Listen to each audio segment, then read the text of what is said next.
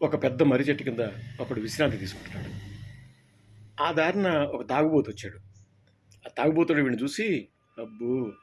ఎంత తాగేసాడో ఏంటో, నన్ను చూడు, ఎంత తాగినా స్టడీగా ఇంటికెళ్ళిపోతాను.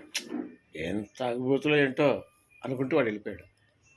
సరే ఇంక మళ్ళీ అదే దారిన ఒక కూలీ వస్తున్నాడు. ఆ కూలీ ఏమనుకున్నాడంటే, పాపం ఎంత కష్టపడుతున్నాడో పిడికెడి మెతుకుల కోసం. కష్టపడి కష్టపడి సొమ్మసిల్లి పడిపోయినట్టున్నాడు అనుకుని అతను వెళ్ళిపోయాడు. ఆ తర్వాత అదే దారిలో ఒక రోగి వచ్చాడు. ఆ రోగి ఇతన్ని చూసి,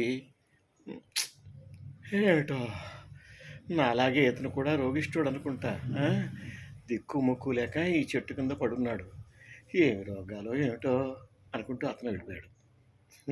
ఇక్కడ ఏంటంటే చూసే మనిషిని బట్టి మనం కనిపిస్తాం. సో ఒకళ్ళ కోసం, ఒకళ్ళ మెప్పు కోసం మనం బతకాల్సిన అవసరం అస్సలు లేదు. మనకి ఎట్లా నచ్చితే ఏది తోస్తే అది చేసేయటమే, అలా బతికేయటమే, బిందాస్గా బతికేయాలి. అంతిమంగా మనం నచ్చాల్సింది ఆ జనార్దనుడికి, ఈ జనానికి కాదు. అది